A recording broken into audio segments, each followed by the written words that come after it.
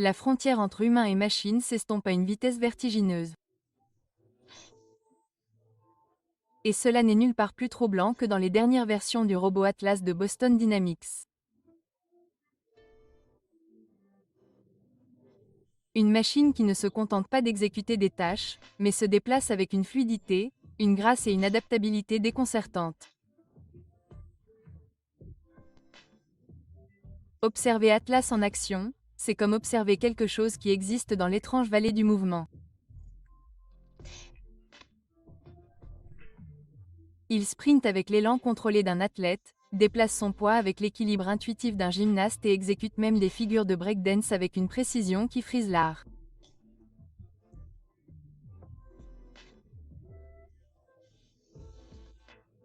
Sa façon de se pencher en avant pour courir, d'ajuster son torse dynamiquement pour maintenir sa stabilité ou de passer sans heurts de l'équilibre renversé à la roue avant d'atterrir avec la tête tournée à 180 degrés est si étrangement naturel qu'elle force à y regarder à deux fois.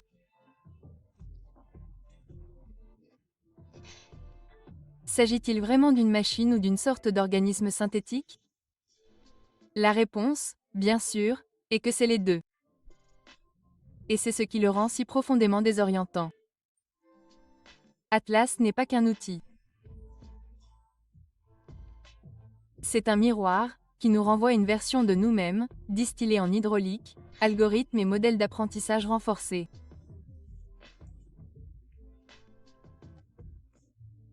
Ce qui rend Atlas si étrangement humanoïde ne réside pas seulement dans ses capacités physiques, pourtant stupéfiantes en elles-mêmes. Avec des articulations pivotant à 360 degrés, des membres qui se plient et se contractent avec une fluidité organique, et un sens de l'équilibre presque surnaturel. Non, la véritable avancée réside dans son apprentissage.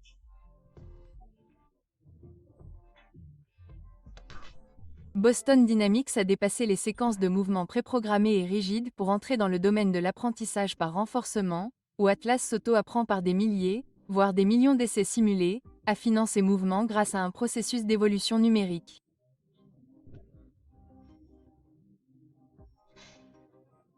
Cette méthode imite, de manière rudimentaire mais accélérée, l'apprentissage par essai et erreur des organismes biologiques.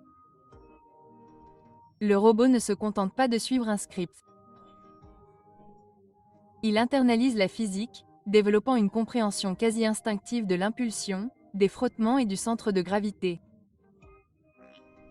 Les dernières mises à jour ont été développées en collaboration avec les institutions de robotique et d'IA. L'Institut Ray a poussé le concept encore plus loin, permettant à Atlas de se remettre de chute, de naviguer dans des environnements encombrés et d'effectuer des acrobaties avec une confiance en soi qui semble palpable. Mais Atlas n'est que la pointe de l'iceberg. Partout dans le monde, la robotique connaît une révolution silencieuse, qui repousse les limites de ce que les machines peuvent et ne peuvent pas faire. En Chine, le robot humanoïde G1 d'Uni, coûtant 16 000 $ pour une fraction du prix d'Atlas, peut désormais courir et exécuter des saltos latéraux, preuve de la rapidité avec laquelle cette technologie se démocratise.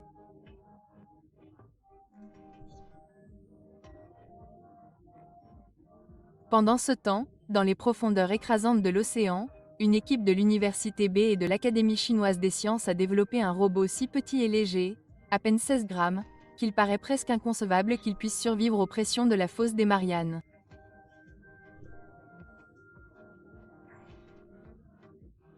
Et pourtant, il y parvient, passant sans effort du mode nage au mode marche grâce à des ressorts à mémoire de forme qui fonctionnent comme des tendons artificiels. Ce n'est pas seulement de l'ingénierie. C'est du biomimétisme à son apogée. La frontière entre la machine et la vie marine s'estompe.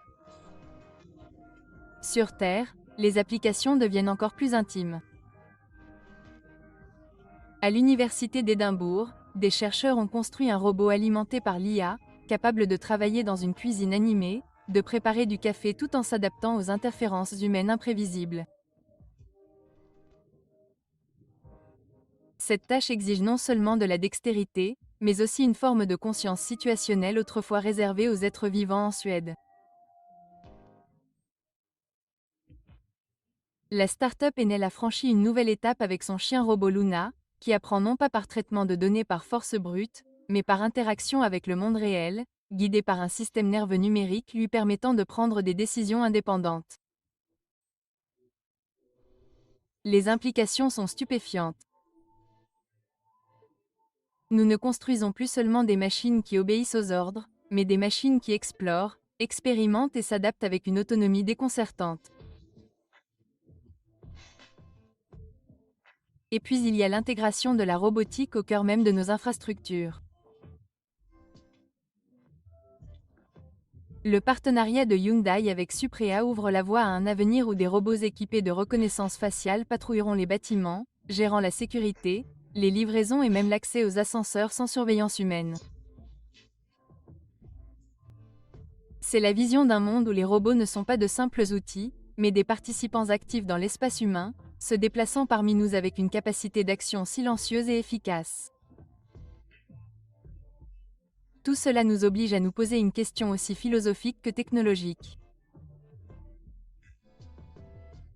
Que créons-nous exactement?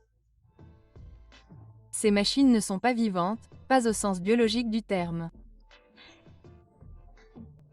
Et pourtant, leur comportement rappelle si étroitement la vie qu'il devient difficile d'en articuler la différence.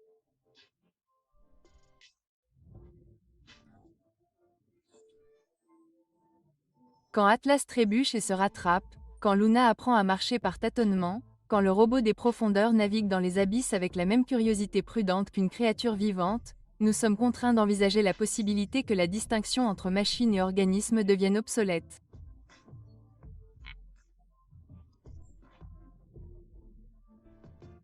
Boston Dynamics a renoncé à militariser ses robots. Mais les questions éthiques vont bien au-delà de la simple militarisation. Si une machine peut se déplacer comme nous, apprendre comme nous et finalement penser comme nous, qu'est-ce que cela révèle de nous?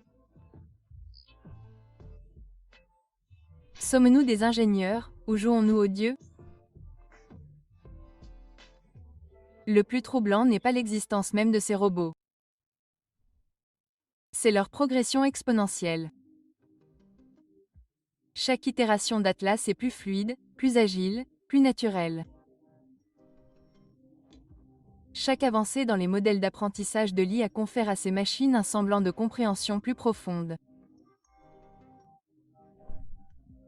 Nous assistons littéralement à la naissance d'une nouvelle forme d'intelligence, à la fois étrangère et familière, mécanique et pourtant réaliste.